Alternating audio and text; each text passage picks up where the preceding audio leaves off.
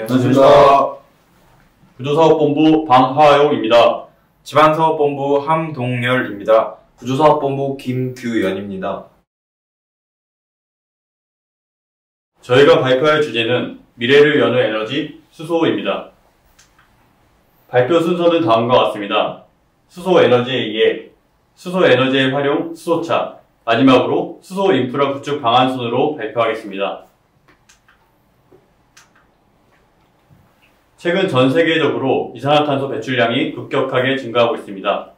이산화탄소 발생량은 5년 전보다 20%나 높아졌습니다. 전 세계 평균 기온은 산업화 이전보다 1.1도씩 상승했으며 5년 전보다 0.2도씩 상승했습니다.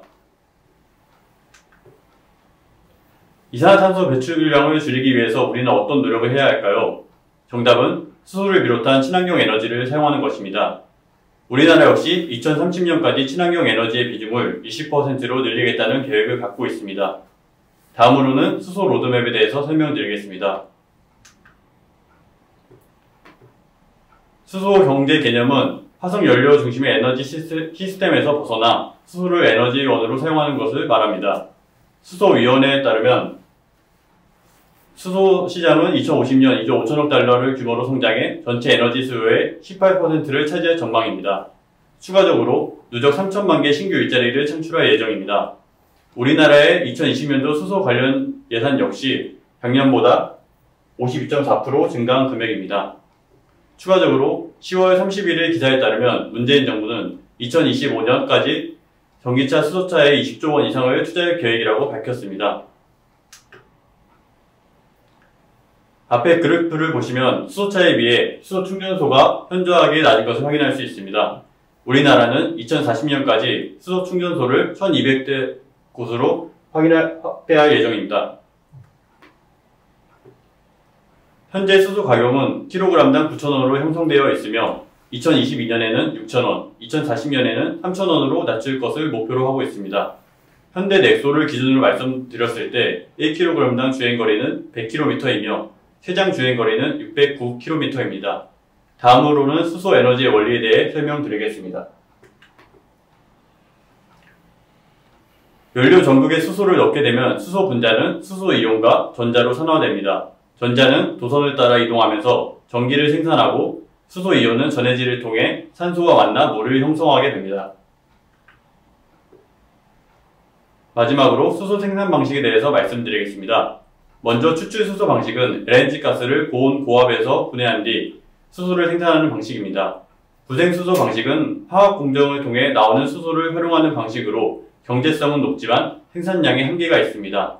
마지막으로 수전의 수소 방식은 물을 전기 분해한 뒤 수소를 생산하는 방식으로 가장 친환경적이지만 기술력의 부족으로 높은 생산 비용이 발생합니다. 이어서 지방사업본부 함동열 사원이 수소 에너지의 활용 수소차에 대해서 발표하겠습니다.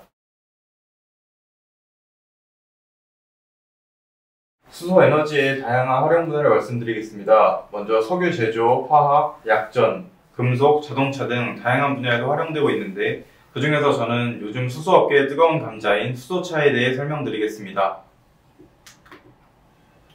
수소차는 수소와 산소의 전기 화학 반응을 통해 발생한 전기를 동력원으로 사용하는 자동차로서 매우 친환경적인 자동차입니다. 부산물로는 순수한 물만 배출되기 때문에 아주 친환경적인 자동차라고 할 수 있겠습니다.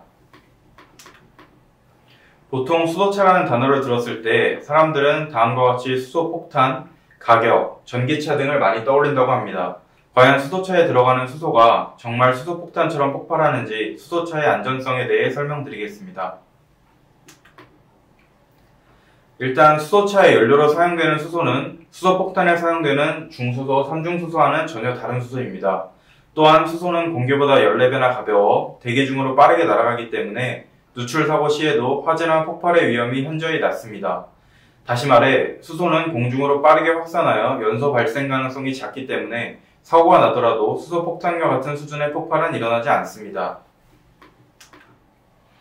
다음은 수소차의 경제성입니다. 올해 기준 100km 운행 시 소요되는 연료비는 휘발유 차량이 15,000원, 디젤이 8,900원, 전기차가 3,100원, 그리고 수소차는 평균 8,000원 수준입니다. 하지만 최근 한국가스공사에서 발표한 2030년까지 수소 생산시설 25곳을 조성하는 계획에 따르면 수소차의 연료비는 3,000원까지 하락할 것으로 기대됩니다. 이는 휘발유나 디젤 차량보다 3배 이상 낮은 가격이고 전기차보다도 낮은 수준으로 경제성에서도 우수하다고 할 수 있습니다. 마지막으로 전기차와 수소차를 비교해 보겠습니다.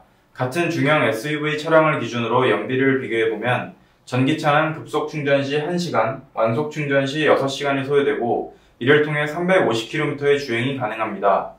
반면 수소차는 단 10분 충전으로 600km의 주행이 가능합니다. 가격은 전기차가 4천만원, 수소차가 7천만원 수준입니다. 이처럼 수소차의 가격이 워낙 높다 보니 정부나 지자체에서도 많은 금액을 지원하고 있고 최근에는 이러한 지원금을 통해 전기차보다 낮은 가격으로 수소차를 구매할 수 있다고 합니다. 이제 수소 인프라만 충분히 구축된다면 우리나라는 수소차를 기반으로 수소경제 강국으로 성장할 수 있을 것입니다. 다음은 구조사업본부 김규현 사원이 수소 인프라 구축 방안에 대해 설명드리겠습니다. 먼저 주요 국가의 수소 경제 현황입니다. 그래프를 보시면 우리나라의 수소차 판매량은 미국에 이어 2위지만 미국의 3억 3천만, 일본의 1억 2천만의 인구에 비하면 우리나라의 수소차 판매량은 세계 1위 수준입니다. 2019년 수소 연료전지 발전 현황도 우리나라가 408MW로 세계 1위입니다. 하지만 수소 충전소는 그렇지 않습니다. 2019년 기준 우리나라의 수소 충전소는 서울, 경기 8곳, 경남 11곳 등 전국에 27개소의 수소 충전소가 있습니다. 이는 주요 수소 발전 국가 중 아주 낮은 수치입니다. 앞서 보여드린 우리나라가 강점이 있는 수소 활용 분야의 지속적인 경쟁력을 유지하려면 정부는 수소 인프라 구축을 위해 투자를 확대해야 합니다. 이러한 수소 인프라 구축을 위해 삼보기술단에서 연계할 수 있는 사업 방안을 소개해드리겠습니다. 첫 번째는 대용량 수소 저장 탱크의 지하화와 파이프라인망 구축입니다.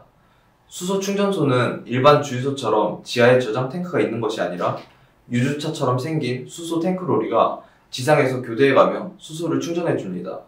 수소 저장 및 운송 기술이 없이는 미래 수소 사회가 이루어질 수 없으므로 대용량 저장 탱크의 지하화와 파이프라인망 구축은 미래 친환경 에너지 분야에서 충분한 경쟁력을 갖출 수 있을 것입니다. 두 번째는 태양열로 생산한 전기를 이용한 수소 충전소입니다.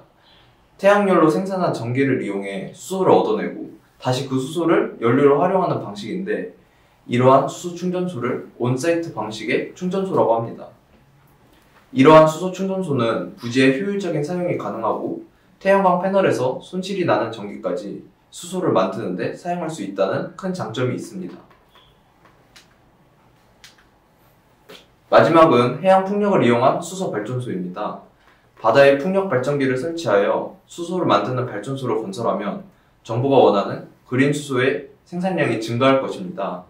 미래의 수소 사회를 위해서는 재생에너지의 비율을 증가시켜야 하는데 이러한 수소 발전소는 재생에너지와 수소 인프라를 동시에 구축할 수 있는 좋은 방안이 될 것입니다. 현재 정부는 전기차, 수소차 등 친환경 자동차에 5년간 20조 원 이상 투자를 확대할 계획입니다. 이에 맞추어 삼보기술단의 뛰어난 지하시설물 설계 및 토목 설계 분야를 이용해 수소 인프라 구축에 충분한 사업 연계가 가능할 것이며 정부가 원하는 미래 수소 사회를 이끌어내는데 큰 도움을 줄 것입니다. 이상으로 미래를 여는 에너지, 수소에 대한 발표를 마치겠습니다. 감사합니다.